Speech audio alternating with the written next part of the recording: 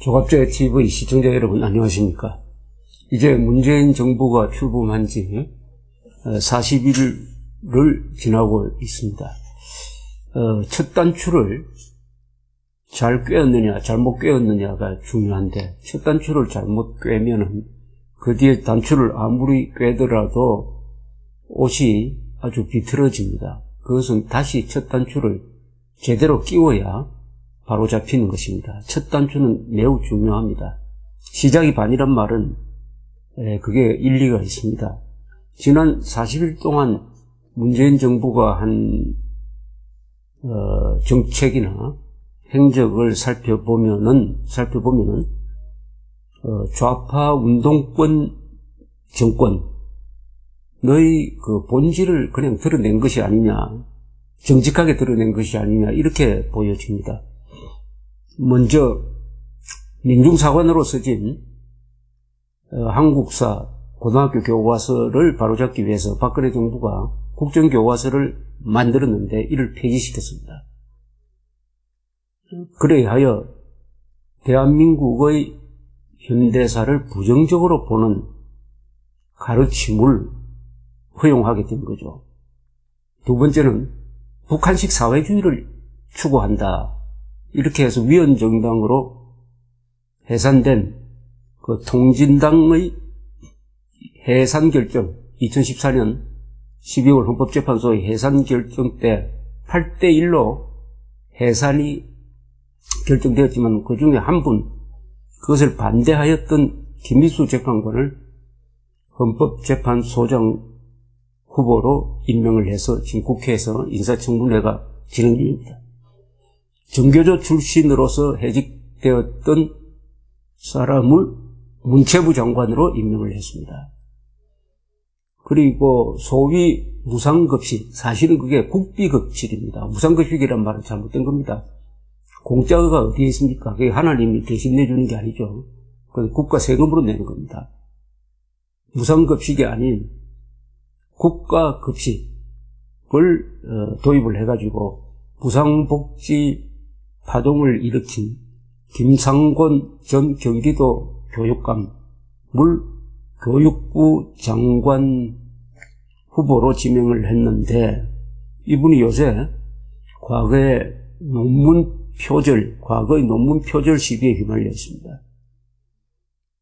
노무현 때 김병준 씨를 부총리로 지명했을 때 김 부총리의 논문이 표절됐다 해가지고 공격을 해서 결국 취임한 지 18일 만에 물러나도록 했을 당시에 교수노조가 중요한 역할을 했는데, 이 교수노조에 소속되어 있었던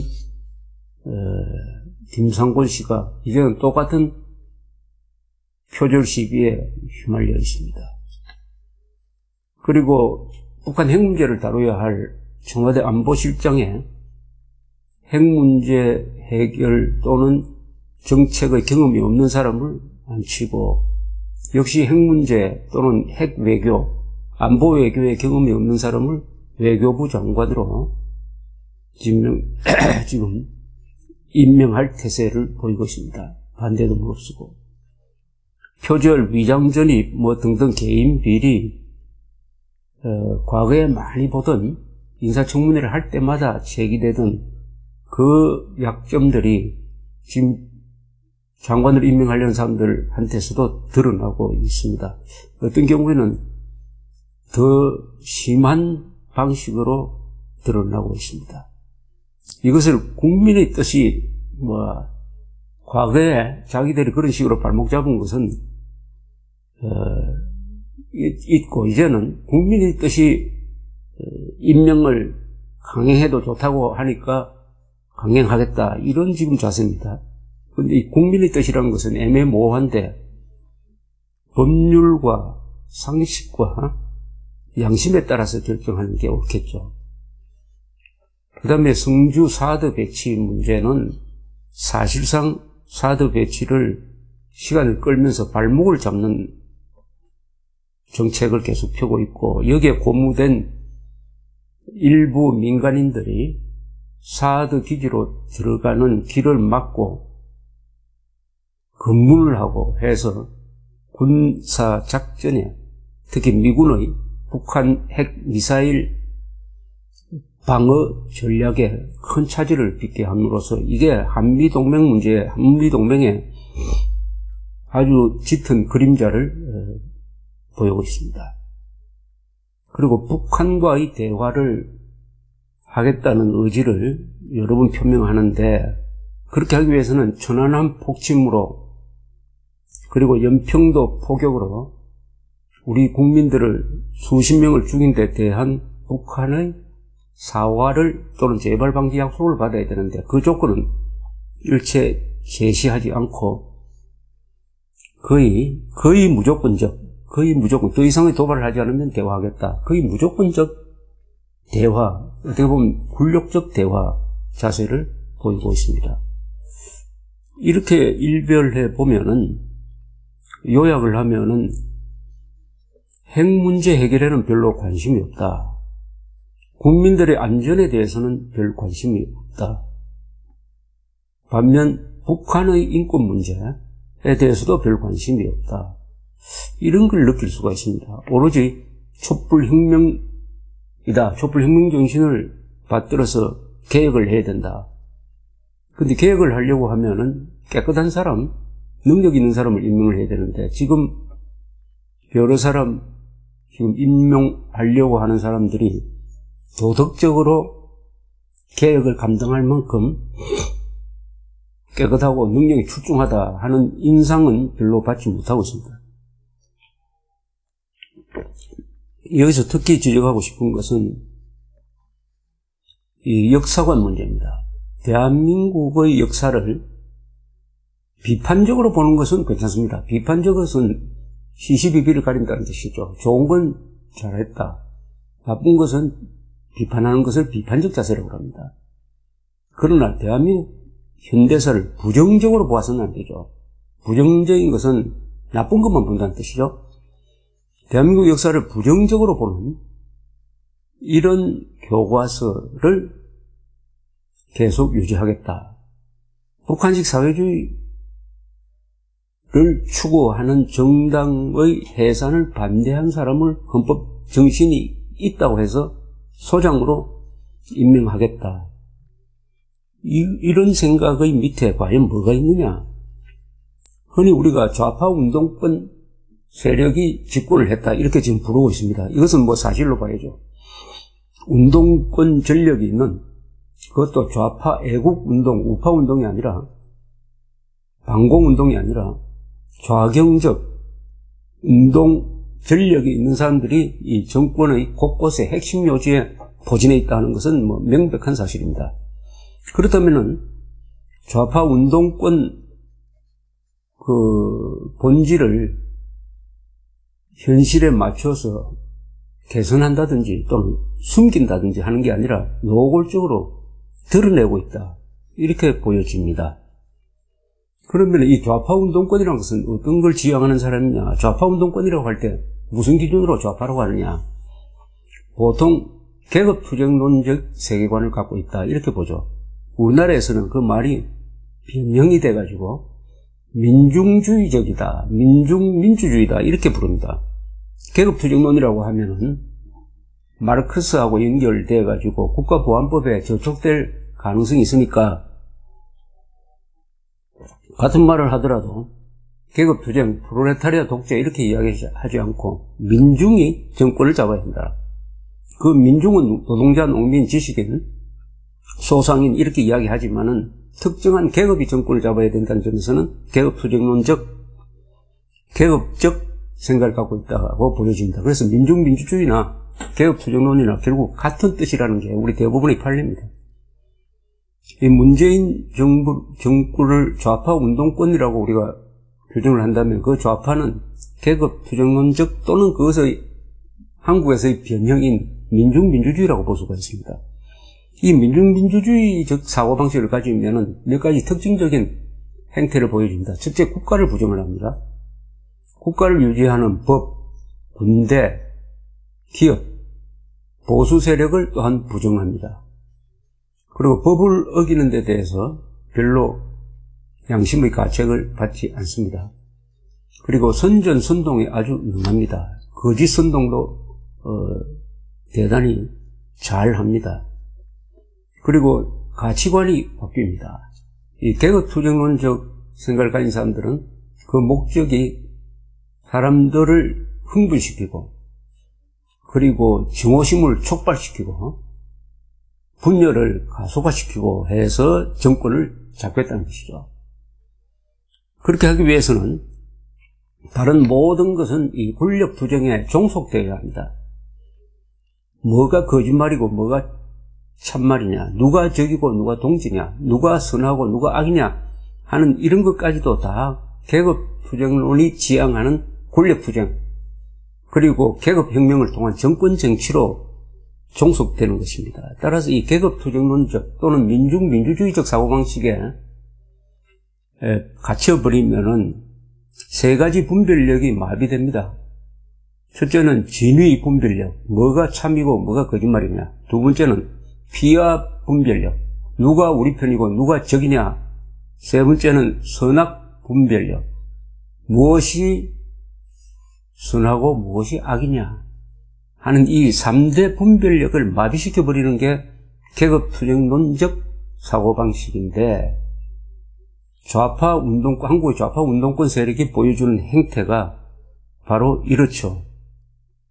우선 국법을 무시하고 역사를 부정하고 인간의 상식을 뛰어넘는 아주 일탈 행위를 하고 선악 구분도 자기가 하면 로맨스고 남이 하면 불륜이라는 식으로 자기 기준으로 삼는 이런 행태가 지난 40일 동안 대한민국에서 정부에 의해서 그런 행태가 공식화되고 있다, 정책화되고 있다 하는 느낌을 저는 받습니다. 이 계급투쟁론적 사고방식으로 정권을 잡은 쪽에서 지난 몇십 년 동안 국민들을 행복하게 해주겠다고 해서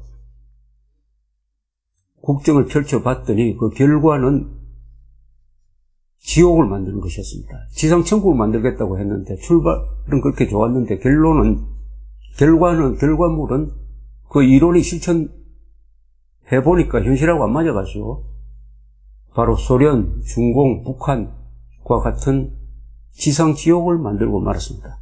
즉 계급투쟁론적 그리고 민주주의적 소위 진보적 민주주의, 인민민주주의 이런 거는 다 역사의 검증을 받아가지고 쓰레기통에 들어갔습니다. 한국의 좌파만이 그 쓰레기통에 들어간 그 낡은 이미 폐기된 이념을 가지고 와가지고 이 정보화 사회에서 지금 적용 한번 해보려고 합니다. 그 결과는 어떻게 되겠습니까? 이론은 현실을 통해서 실천을 통해서 검증된다고 합니다. 그것이 실천을 통해서 성공해야 그 이론이 맞다는 거죠. 계급투쟁론적, 인민민주주의적, 민중민주주의적 이런 사고방식으로 정책을 펴면은 실패할 것입니다. 어느 부분에서 실패하느냐? 첫째, 경제에서 실패할 겁니다. 일자리를 많이 만드는 데 실패할 겁니다. 물가가 많이 올라가든지 떨어지든지 어느 정도 좋지 않습니다. 인플레이션이든 디플레이션이든 그렇게 올 가능성도 있죠. 그리고 우리는 수출로 사는 나라라고 해도 과언이 아닙니다. 수출 경쟁력이 약화되면 한국 경제의 엔진이 꺼지게 되는 것입니다. 이런 위기가 조성될 가능성이 있습니다. 두 번째는 안보 위기입니다. 북한 핵 문제에 대해서 설마 김정은이 속였느냐라고 요행수를 바라다가 그 설마가 무너질 때 미정유의 전대미문의 위기가 닥칠 가능성이 있습니다. 이런 위기가 오면은 그때는 계급투쟁론적 사고방식을 접어야 되는데 그렇게 하기 힘듭니다.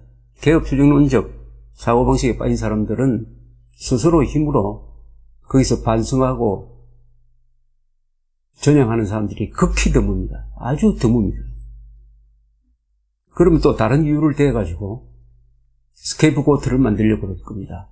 이 경제가 이렇게 나빠진 것은 우리가 정책을 잘못해서 그래 된 게 아니고 대기업 때문이라고 한다든지, 우파 보수 세력이 발목을 잡아서 이렇게 됐다든지, 안보 위기가 온 것은 미국 때문이라든지, 이런 식으로 발장난을 할 가능성이 많습니다. 동시에 또 다른 하나의 사태가 걱정되는 것은 언론 자유를 탄압 또는 규제 또는 억압할 가능성입니다. 언론 자유. 언론 자유를 억압하는 방식은 여러 가지로 나올 수가 있습니다. KBS, MBC의 경영권, 보도권에 영향을 미친다든지, 아니면은 여러 운동단체를 통해서 언론기관 또는 언론 종사자들한테 압력을 넣는다든지, 또는 자기들이 가지고 있는 매체를 통해서 언론 자유를 제약하는 선동을 한다든지 함으로써 이 정부의 실책을 비판하지 못하게 누르는 이런 행동이 어렵겠지만 예상되는 것은 언론 자유야말로 계급 투쟁론자들의 가장 큰 적이기 때문입니다.